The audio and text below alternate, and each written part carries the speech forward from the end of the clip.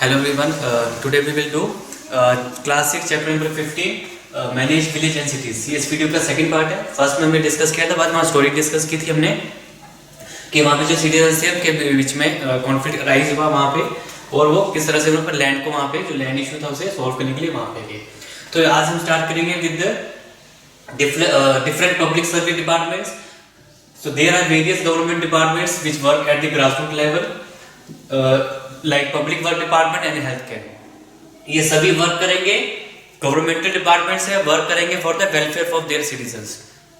कोई भी डिपार्टमेंट है जैसे पब्लिक वर्क है, अगर विलेज में है या सिटीज में है तो वो वहाँ के जो सिटीजन्स है उनके वेलफेयर के लिए वो वर्क करेंगे। जैसे कि पब्लिक वर्क, तो ये it's look after the village construction work like road, school, community hall, shops etcetera, which is headed by the executive engineers. Healthcare, citizens की जो health है, look after the health, immunization program, child care, other health related problems, it is headed by the chief medical officers, जो कि head करता है इसे chief medical officer, जिसे हम CMO कहते हैं। Next is ration shop, look after the food and other daily requirement at fair price rate, it is headed by the inspector, जिसे हम कहते हैं डिपो, okay, जो कि headed करेंगे by the inspector। Next is education, तो look after the primary and secondary level education of village and block, it is headed by the inspector of school। तो इसके भी स्कूल के इंस्पेक्टर होते हैं जो कि इन्हें वहाँ पे डेली रूटीन में उन्हें वहाँ पे ये इसे इंस्पेक्ट करेंगे।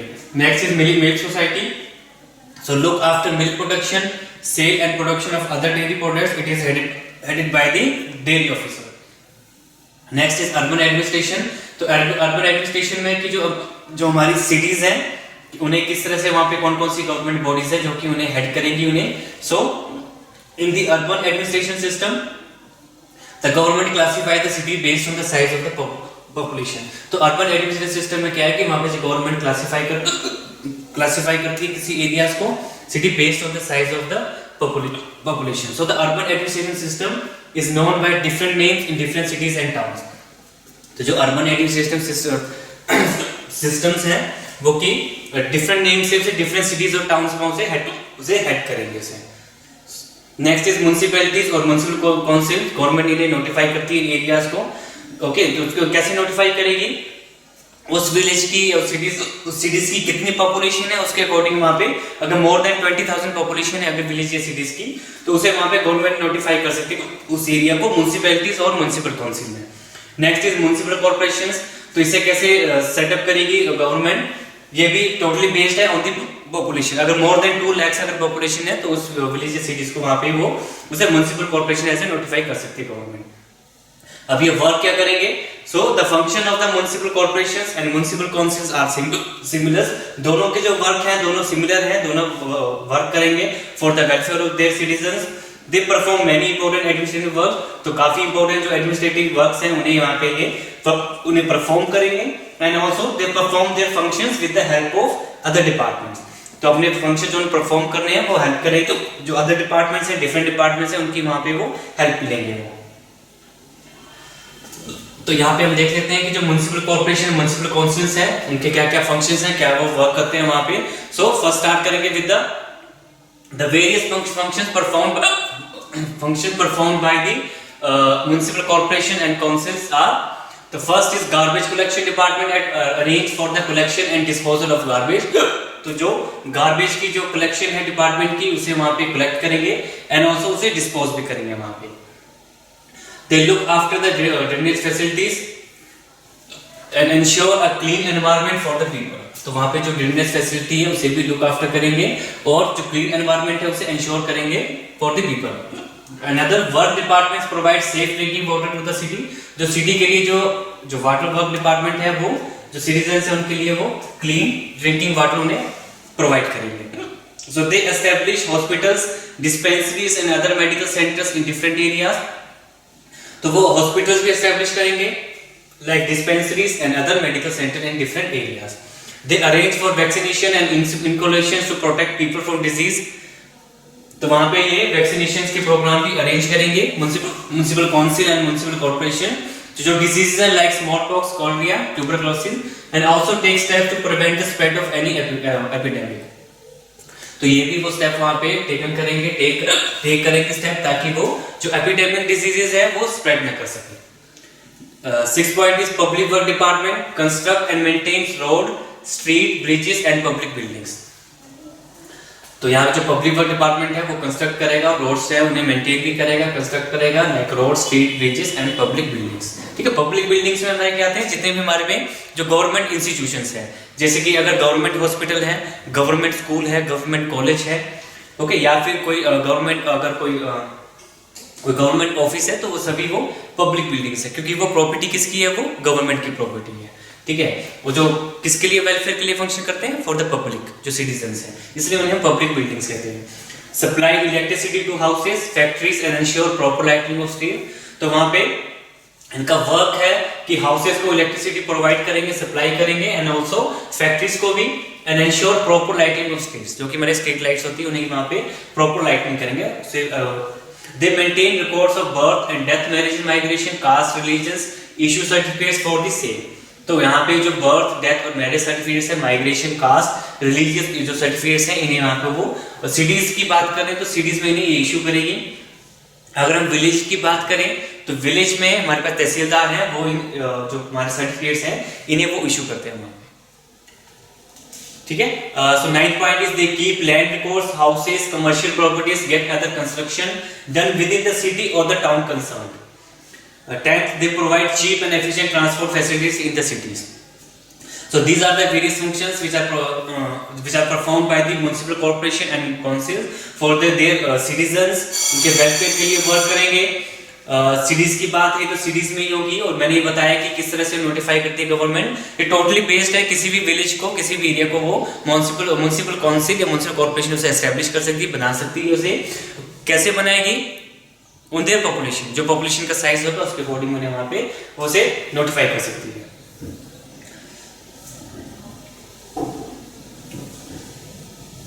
ओके, तो next is ward councillors and other administrative staff. ठीक है, तो इसके अलावा और भी other ward councillors and other administrative staff which they work for their welfare for their citizens. So तो यहाँ पे स्टार्ट करते हैं कि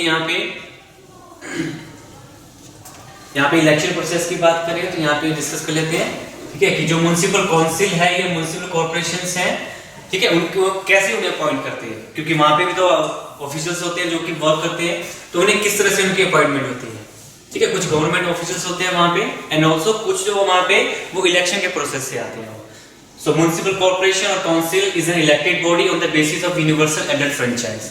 ओके, इट मींस कि जो म्युनिसिपल कॉर्पोरेशन और काउंसिल जो बॉडी है एक इलेक्टेड बॉडी है, और कैसे इलेक्ट करेंगे, by the universal adult franchise. अब यूनिवर्सल एडल्ट फ्रेंचाइज क्या होता है, इट मींस कि जितने भी जो सिटीजन्स हैं, किसी भी एक लैंड एरिया के, किसी भी विलेज की बात करें, सिटीज की बात करें, चाहे स्टेट में इलेक्शंस हो, चाहे सेंटर के या सेंट्रल गवर्नमेंट के इलेक्शंस हो. ओके, तो वहां पे क्या है कि गवर्नमेंट ने ये यहाँ पे रूल बना के रखा है कि जिन पर्सन्स की, चाहे वो मेल फीमेल हो, अगर उनकी एज 18 ईयर्स है, उससे अबव है, सो दे कैन वोट, और अपनी गवर्नमेंट को वहां पे अपने रिप्रेजेंटेटिव को इलेक्ट कर सकते हैं. उसे कहते हैं universal adult franchise. It means कि जिस सिटीजन्स की एज अगर 18 इयर्स हो जाए या उससे ऊपर हो तो वो वोट कर सकते हैं.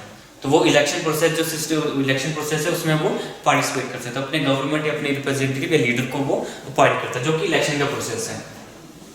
So it is elected for a term of 5 years. तो जो म्युनिसिपल कॉर्पोरेशन, जो काउंसिल्स हैं, जो उसके जो ऑफिशियल्स हैं, जो वर्क करते हैं, एक इलेक्टेड बॉडी है, जो पर्सन्स और लीडर अपॉइंट करते हैं, वो कितनी टर्म के लिए होती है, फॉर द 5 years. तो क्या होल प्रोसेस है, जैसे कि अगर स्टेट में इलेक्शंस हो रहे हैं, जब स्टेट गवर्नमेंट वहां पे बनती है, तो वहां पे वो 5 years के लिए वर्क करते हैं. वो भी इलेक्टेड बॉडी होती है गवर्नमेंट की, तो वो 5 years के लिए वो वहां पे वर्क करती है. And also in the central government के इलेक्शंस होते हैं, तो उसके भी यही प्रोसेस है उसका. उनकी जो टर्म है 5 years के लिए उन्हें अपॉइंट किया जाता है. The number of elected member depend on the population of the city. ठीक है, अब ये भी है कि कितने मेंबर्स अपॉइंट करते हैं, कितने मेंबर्स जो इलेक्शन प्रोसेस में पार्टिसिपेट करते हैं, कितने हमने नॉमिनेट करने हैं हमने, ठीक है, कितने लीडर हमने अपॉइंट करने हैं. तो ये डिपेंड करता है कि उस सिटी की पॉपुलेशन कितनी है. ठीक है, so the number of elected members depend on the population of the city. City की जितनी पॉपुलेशन होगी उसी के अकॉर्डिंग उसे डिवाइड करके वहां पे ये डिसाइड किया जाता है कि कितने वहां पे मेंबर्स होंगे. So how do these elections take place? Who all are the members of these municipal bodies? For the election of ward councillors, the city is divided into different wards, and a ward councillor gets elected from each ward. तो वहां पे क्या process है elections का, किस तरह से जो मेंबर्स है म्युनिसिपल बॉडीज के, उन्हें अपॉइंट किया जाता है, उन्हें इलेक्ट किया जाता है, एंड द तो जो उसके वार्ड्स हैं, जैसे किसी एक एरिया है, तो जैसे कि मान लो कि अगर आप किसी पीस ऑफ पेपर ले लो या किसी एक लैंड ले लो, तो उसके 4 पार्ट्स में डिवाइड कर दो या फिर 6 में कर दो। कैसे डिवाइड करेंगे? जितनी उस एरिया लैंड एरिया की पॉपुलेशन होगी, ठीक है। अगर मान लेते हैं कि अगर 100 पीपल्स वहां पे रहते हैं, ठीक है, वैसे है नहीं क्योंकि मैंने बताया था कितने 20,000 और 2 लाख से ऊपर चाहिए। म्युनिसिपल काउंसिल के लिए पॉपुलेशन साइज कितना होना चाहिए? More than 20,000 and municipal corporation के लिए मोर देन 2 लाख। तो उसके अकॉर्डिंग वहाँ पे जो वार्ड्स हैं हर उसको डिवाइड करते हैं, ब्लॉक्स को वार्ड में डिवाइड करेंगे, वहां से उनको मेंबर्स को अपॉइंट करेंगे। तो वहां पे जो काउंसिलर्स हैं उन्हें हम कहते हैं वार्ड काउंसिलर। जो अपने वार्ड को रिप्रेजेंट करेंगे उसे हम कहते हैं वार्ड काउंसिलर्स, ठीक है। जैसे कि जब विलेज में इलेक्शंस होते हैं, जैसे पंचायत के इलेक्शंस होते हैं, तो वहां पे हम क्या करते हैं, वहां पे हम वार्ड मेंबर या फिर 5 हम वहां पे अपॉइंट करते हैं, इलेक्ट करते हैं, ठीक है। तो वैसा ही प्रोसेस है, बस थोड़ा सा नाम डिफरेंट है, जिसे हम वार्ड काउंसिलर्स कहते हैं। So the elected councillors form a committee and elect a mayor and a deputy mayor. तो वहाँ पे काउंसिलर्स जब इलेक्ट होंगे तो वो कमेटी फॉर्म होगी एंड वहाँ से वो एक मेयर एंड डिप्टी मेयर को इलेक्ट किया जाएगा। The mayor preside over the meetings of the corporation. तो जो मेयर है, जो कॉर्पोरेशन की म्युनिसिपल कॉर्पोरेशन, तो वहाँ पे जब इलेक्ट होगा तो जो मेयर को वहाँ पे अपॉइंट किया जाएगा। तो जितनी भी जो मीटिंग्स होंगी वो उसे प्रिसाइड करेगा mayor. The term of the both officials may vary from 1 to 2.5 years in different municipal bodies. ठीक है, तो उनकी टर्म है ऑफिशियल्स की वो वेरी करती है from 1 to 2.5 years in the different municipal bodies. And also a chief executive officer, a chief executive officer or municipal commissioner who act as a link between the state government and the municipal bodies which is appointed by the state government. ठीक है, तो यहाँ पे chief executive officer होगा जिसे municipal commissioner भी कहते हैं, जो कि एक्ट करेगा एक स्टेट गवर्नमेंट और जो म्युनिसिपल बॉडीज है उनके बीच में, वो एक्ट करना एक लिंक होगा वो, ठीक है। जो इन्फॉर्मेशन होगी, जो से रिक्वायरमेंट होगी, वो गवर्नमेंट को बताएगा, जो गवर्नमेंट को रिक्वायरमेंट है उन्हें इन्फॉर्मेशन चाहिए वो उन्हें प्रोवाइड करेगा। ओके, दोनों मतलब लिंक रहेंगे, आपस में मिलकर काम करेंगे। किसके लिए काम करेंगे? फॉर देयर सिटीजंस, उनके वेलफेयर के लिए वो वर्क करेंगे। They are also members of parliament and state legislative assembly in the corporations. Okay, so they are also the parliament के members होंगे and also state legislative assembly की in the corporation. Seats are reserved for the scheduled caste and scheduled tribes. ठीक है, तो यहाँ पे reservations हैं.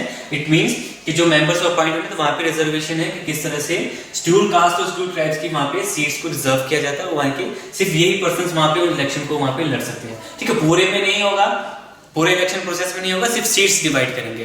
मान लेते हैं कि अगर 10 सीट्स हैं तो वहां पे 2-3 सीट्स जो हैं वो शेड्यूल्ड कास्ट और शेड्यूल्ड ट्राइब्स की होंगी, बाकी वो जनरल और ओपन ही होंगी।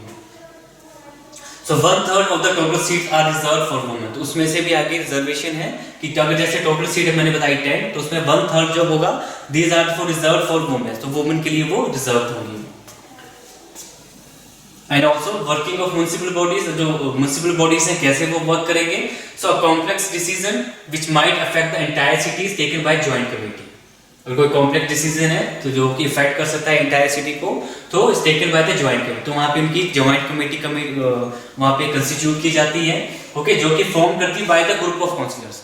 तो काफी बार बोर्ड ऑफ काउंसिलर्स वहाँ पे बनेंगे, उनकी कमेटी अपॉइंट होगी, जो कोई कॉम्प्लेक्स डिसीजन है उससे वहाँ पे वो उसे रिजॉल्व करेंगे, या जो उनका जो डिसीजन लेना है उससे वहाँ पे डिसीजन लेंगे वो। The councillor committee and the council decide upon the policies to run various department and solve various issues related to the city और टाउन्स। तो जो सिटी और टाउन से रिलेटेड जो वेरियस इश्यूज है, तो वेरियस डिपार्टमेंट्स हैं किस तरह से जो इश्यूज हैं उन्हें सॉल्व करेंगे, कैसे वो वर्क करेंगे। अ प्रॉब्लम और an issue is placed by the councillor before the entire committee. तो अगर कोई प्रॉब्लम, कोई इशू है तो वो की काउंसिलर उसे प्रोवाइड करेगा बिफोर द एंटायर कमेटी। ठीक है, जैसे कि अगर किसी एक वार्ड का एक मेंबर है, वार्ड काउंसिलर है, अगर उसके वार्ड में कोई इशू है, कोई कॉन्फ्लिक्ट अराइज हुआ है, तो वो आगे जब कमेटी कंस्टिट्यूट होगी तो वहां पे वो अपनी वहां पे प्रॉब्लम बताएगा कि मेरे वार्ड में ये इशू है, तो आप इसे सॉल्व करें, तो वहां पे वो डिसीजन लेगी। They are then debated and discussed and a solution is provided. ठीक है, तो जब वो रखेगा तो वहां पे जो इशू है उसे डिबेट होंगे, डिसीजन लिया जाएगा और एक सोल्यूशन भी दिया जाएगा कि ये प्रॉब्लम है और कैसे इसे हम रिजॉल्व कर सकते हैं।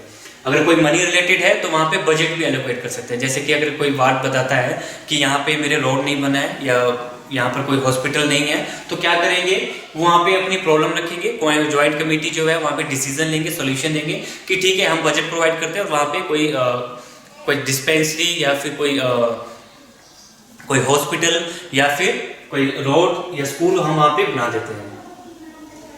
So problems like immunization of residents to prevent the spread of diseases, spring cleaning market area, check any epidemic outbreak, changing street light, some problems that are debating in the joint committee. ठीक है, तो वहाँ पे बताया गया है कि कौन कौन से ऐसे इश्यूज है जो वहाँ पे डिस्कस कर सकते हैं, जैसे कि अगर कोई डिजीज है जो कि स्प्रेड हो रहा है तो उसे कैसे प्रिवेंट करना है, इम्यूनाइजेशन प्रोग्राम लाना है कि नहीं लाना है, वैक्सीनेशन लाना, ठीक है, एंड ऑल्सो और spring cleaning of the market area, का मार्केट एरिया को क्लीन करना है, कोई भी एपिडेमिक आउटब्रेक हुआ है तो उसे चेक करना है, स्ट्रीट लाइट चेंज करनी है, आर दी सम प्रॉब्लम्स, ठीक है, सम प्रॉब्लम्स हैं और भी प्रॉब्लम्स हो सकती है which are debated in the joint committee. Clear? अब नेक्स्ट है कि who implement this policies and make the municipal corporation and council work, कि कौन ये पॉलिसीज को वहां पे इंप्लीमेंट करेगा एंड कौन इसे मेक करेगा। So when a commissioner is who is employed by the government implement the policies of the local body within the budget fixed by the committee, ठीक है, जैसे मैंने बताया था कि ये आपके गवर्नमेंट और द म्युनिसिपल कॉर्पोरेशन के जो इलेक्टेड मेंबर्स हैं वो इन दोनों के बीच में लिंक होगा, दोनों आपस में मिलकर वहाँ पे वर्क करेंगे, ठीक है। सो एक कमिश्नर होगा जो कि गवर्नमेंट का एम्प्लॉय होगा, वो पॉलिसीज को जो होंगी वो इम्प्लीमेंट करेगा, कोई बजट है तो उसे भी कमेटी द्वारा फिक्स किया जाएगा, इतना बजट वहाँ पे रिक्वायरमेंट इतने बजट की। तो there are various officials who work the members of municipal bodies like sanitary inspector, health officer and etcetera. तो काफी सारे वेरियस ऑफिसर्स हैं जो कि वर्क करेंगे, जैसे कि कोई अगर सैनिटरी इंस्पेक्टर है या हेल्थ से रिगार्डिंग कोई इशू है तो वहाँ पे हेल्थ ऑफिसर उन्हें वहाँ पे चेक करेगा। So the municipal body need fund to discharge all the function properly. The funds come from the sources, taxes and government grants. ठीक है, तो अब देखो इतना सारा वर्क करना है अगर उन्होंने म्युनिसिपल कॉर्पोरेशन काउंसिल में, तो बजट चाहिए। तो बजट कहाँ से मिले? तो बजट क्या मीन्स कि उन्हें पैसे चाहिए, उन्हें मनी चाहिए उन्हें, तो कैसे प्रोवाइड होगी, कैसे फंड मिलेगा उन्हें? So the funds from to sources से उन्हें फंड मिलता है। एक टैक्स जो वो कलेक्ट करेंगे अपने सिटी से, चाहे वो लैंड हो या फिर जैसे कि मान लेते हैं कि अगर कोई सीवरेज का है तो सबको पता है कि अगर सिटी में रहते हैं तो सिटी में अगर कोई टैक्स है तो वहाँ पे आपके घर घर आते हैं, आपसे कूड़ा ले जाते हैं और वो क्या करते हैं आपसे वहाँ पे उसके टैक्स भी लेते हैं, आपसे पैसे लेते हैं आपके, तो वहाँ से वो टैक्स रेज करते हैं। या फिर कोई सोसाइटी है तो वहाँ से उन्हें गवर्नमेंट को काउंसिल को टैक्स देना पड़ता है। एंड ऑल्सो गवर्नमेंट ग्रांट्स, कि गवर्नमेंट भी उन्हें हेल्प करती है, उन्हें ग्रांट देती है ताकि वो अपने जो उनके सिटीजन हैं उनके वेलफेयर के लिए वर्क सके, उन्हें कोई भी इशू वहाँ पे राइज ना हो, अगर राइज होता है तो उसे पूरा उसे प्रॉपर उसे कॉन्फ्लिक्ट या इशू को रिजॉल्व किया जाएगा। ठीक है, दोनों आपस में लिंक रहेंगे, म्युनिसिपल कॉर्पोरेशन और स्टेट गवर्नमेंट दोनों आपस में लिंक्ड होंगे।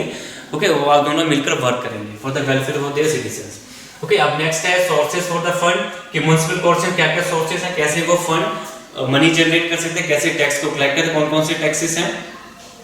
सो funds for the municipal bodies come from two sources से उन्हें फंड वहां पे फंड वो वहां से कलेक्ट करते हैं, namely the taxes and government grant, पहला टैक्स और जो गवर्नमेंट उन्हें ग्रांट देती है।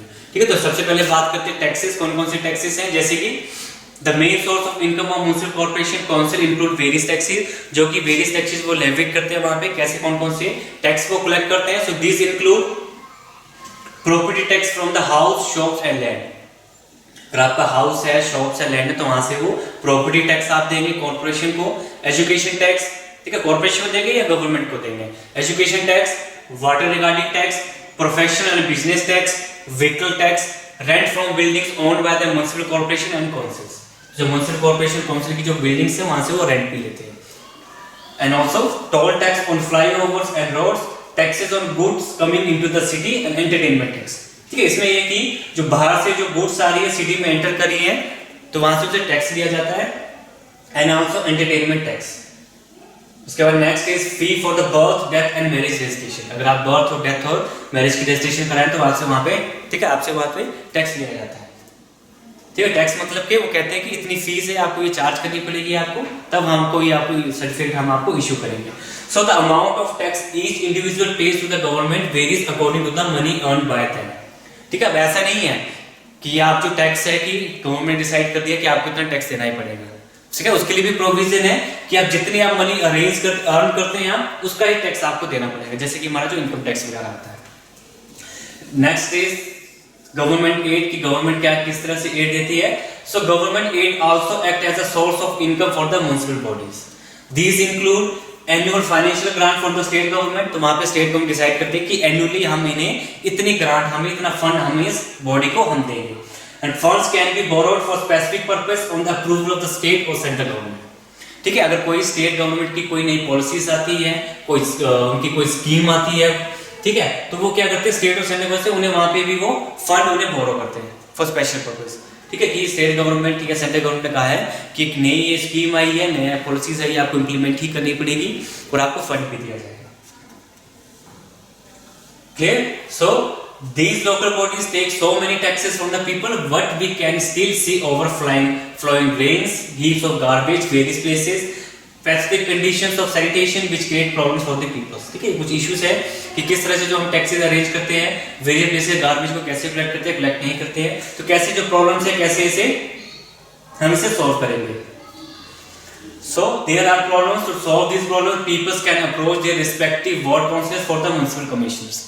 ठीक है, अगर कोई प्रॉब्लम है कोई वार्ड में, जैसे अगर मैं हूँ और मुझे कोई प्रॉब्लम है अगर मेरे किसी एरिया के नियर बाय मेरे एरिया से, तो मैं किससे बात करूंगा, जो मेरा वार्ड काउंसिलर है जिसे मैंने इलेक्ट किया है। मैंने इलेक्ट कैसे किया, मैंने by the universal adult franchise, कि मेरी एज 18 उससे वक्त थी, मैंने वहाँ पे इलेक्शंस हुए, मैंने उसे वोट दिया, उसे अपॉइंट किया मैंने उसे। ओके, और जो मेरा इश्यूज है तो मैं उसे वहाँ पे मैंने बताया कि मेरे नियर बाय ये इशू है, आप प्लीज इसे इस इशू को आप यहाँ पे सॉल्व करें। तो मैं किसे, वार्ड काउंसिलर कहूँगा। वार्ड काउंसिलर किसे बताएगा आगे, नेक्स्ट अपने हायर को। जैसे हमने पहले देखा था कि जो कमेटी कंस्टिट्यूट होगी तो जो प्रॉब्लम्स होगी वहाँ पे रखेगा कि मेरे वार्ड में ये प्रॉब्लम है, आप इसे प्लीज सॉल्व करें।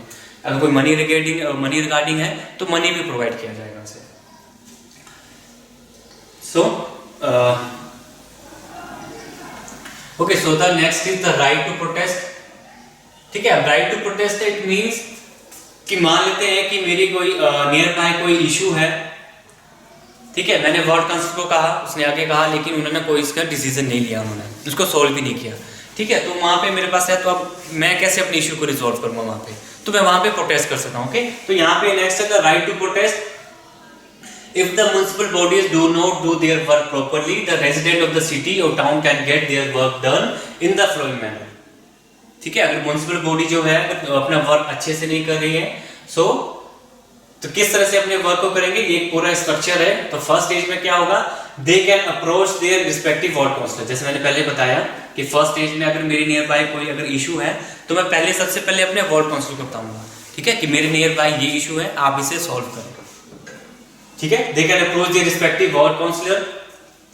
दे can write letters to newspaper till they meet the commission to explain their problems. Okay, अगर देखो मैं लेटर भी राइट कर सकता हूँ, अगर मेरे कोई इशू है नियर बाय, मैं न्यूज़पेपर में भी दे सकता हूँ एंड इजी दे मीट और कमिश्नर से भी मिल सकता हूँ कि मेरे नियर बाय